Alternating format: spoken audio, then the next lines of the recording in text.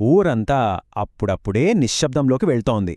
ఒక చిన్న ఇంట్లో ఒక నాన్న తన కొడుక్కి ఒక కథ చెప్పడానికి రెడీ అవుతున్నాడు. కాని అది మామూలు కథ కాదు. ఆ ఊరి గతాన్ని, దాని రహస్యాల్ని, చివరికి దాని శాపాన్ని కూడా మోసుకొస్తున్న ఒక గాథ. పదండి, ఆ కథేంటో విందాం. బంటీ ఆ అబ్బాయి పేరు. వాళ్ల నాన్న ఉమామహేశ్వర్లో తలబెట్టుకుని అడిగాడనమాట. బయటేమో చందమామ మేఘాలతో దాగుడుమూతలాడుతోంది, లోపల మాత్రం ఒక పాత కథకు తెరలేవపోతోంది. నిద్రపట్టని ఆ రాత్రి ఊరందరూ పాత జ్ఞాపకాలను మళ్లీ తట్టిలేపబోతోంది. సరే, ఉమామహేష్ కథ చెప్పడం మొదలుపెట్టాడు. కాని ఇదేదో బంటిని నిద్రపుచ్చడానికి చెప్పే కథ కాదు సుమా. ఇది ఆ ఊరి చరిత్రలో లోతుగా పాతుకుపోయిన ఒక విషాదగాథ, తరతరాలుగా చెప్పుకుంటూనే ఉన్న కథ. ఇక అసలు కథలోకి వెళ్దాం. ఉరందూరు. ఆ పల్లెటూరికి రెండు ముఖాలున్నాయి. పగలు చూస్తే ఒకలా ఉంటుంది, రాత్రి అయితే ఇంకోలా. ఒకటి ప్రశాంతత అయితే రెండోది భయం. ఒకవైపు చూశారనుకోండి, కనుచూపు మేర పచ్చని పొలాలు, ప్రశాంతమైన వాతావరణం. కాని దానికి అంటుకునే రయ్యినిమని దూసుకుపోయే నేషనల్ హైవే. ఆ స్పీడ్కి, ఈ సైలెన్స్కీ మధ్య ఆ ఊరి జీవితం నలిగిపోతున్నట్టనిపిస్తోంది. ఇక రాత్రయిందంటే చాలు, ఆ ఊరి రెండో రూపం బయటపడుతుంది. ఆ హైవే యాక్సిడెంట్లో చనిపోయిన వాళ్ల ఆత్మలు తిరుగుతాయని, గాలికూడా చెట్ల కొమ్మలతో దెయ్యాల కథలు గుసగుసలాడుతుందని ఆ ఊరి పెద్దలు బలంగా నమ్ముతారు. ఈ నమ్మకాలకు కొన్ని ఆనవాళ్లు కూడా ఉన్నాయక్కడ. ఆకాశాన్ని తాకుతున్నట్టుండే ఆ వాటర్ ట్యాంక్, తర్వాత ఎవ్వరూ కనీసం దగ్గరికి కూడా వెళ్ళని ఆ గూని మామిడి చెట్టు, ఇక అన్నిటికీ రక్షణగా మునిరెడ్డిగారి ఇంటి ముందున్న ఆ చిన్న వినాయకుడు గుడి. చూశారా, భయానికి భక్తికి మధ్య ఊగిసలాడుతూ ఉంటుంది ఆ ఊరి కథ. ఇప్పుడు ఈ కథలో రెండు కుటుంబాలు ఒకే దారిలో ఒకే సమయంలో ఎదురుపడతాయి. కాని ఆ కలయిక వాళ్ల జీవితాల్ని శాశ్వతంగా మార్చేబోతోంది.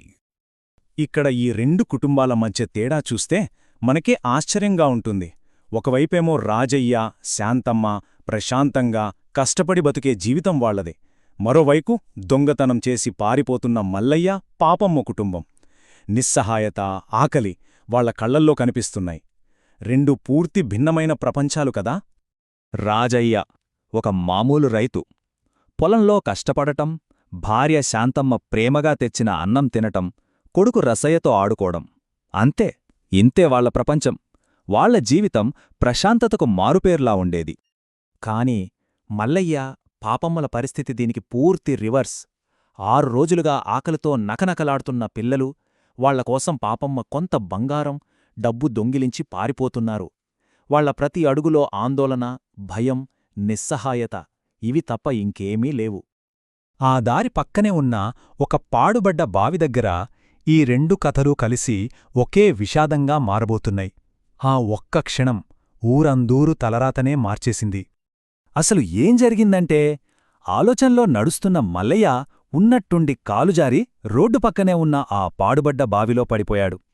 భార్య పాపమ్మ అయ్యో అని పెట్టిన కేకలకు ఆకాశం దద్దరిల్లింది. కాని దూరంనుంచి చూస్తున్న రాజయ్య, శాంతమ్మ భయంతో అక్కడే బిగుసుకుపోయారు, కదలలేకపోయారు.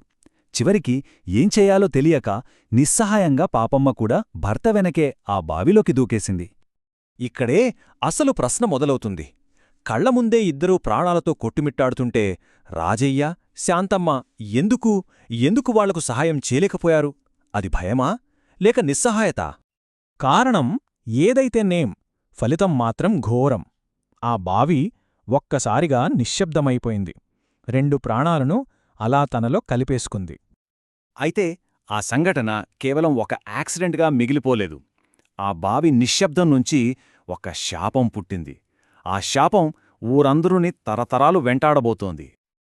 ఆ బావిలోంచి బయటకు తీసింది 2 శవాలను మాత్రమే కాదు. వాళ్ల ఆశలు, వాళ్ల కలలు అన్నీ ఆ నీళ్లలోనే సమాధి అయిపోయాయి. మరి అక్కడ ఏం మిగిలింది?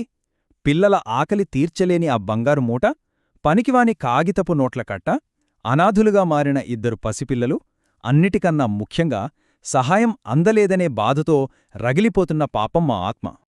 తన పిల్లల ఆకలి తీర్చలేకపోయాననే ఆవేదన, తన ప్రాణాలు కాపాడలేకపోయారనే కోపం, ఆ రెండూ కలిసి పాపమ్మ ఆత్మను ఒక భయంకరమైన శాపంగా మార్చేశాయి. ఆ శాపం నేరుగా రాజయ్య, శాంతమ్మల కుటుంబాన్నే పట్టుకుంది. ఆ రోజు నుంచి ఆ బావి ఊరందరూ జనాలకు ఒక పీడకలలా మారింది. దెయ్యాల బావి అని దానికి పేరొచ్చింది.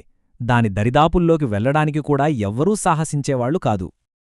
కాని కథ ఇక్కడితో అయిపోలేదు. పాపమ్మ శాపం నిజంగా ఫలించిందా? అనాథలైన ఆ ఇద్దరు పిల్లల కథ ఏమైంది? రాజయ్య, శాంతమ్మల కుటుంబం ఆ శాపం నుంచి బయటపడగలిగిందా? ఈ ప్రశ్నలన్నిటికీ సమాధానం మనం తర్వాతి భాగంలో తెలుసుకుందాం.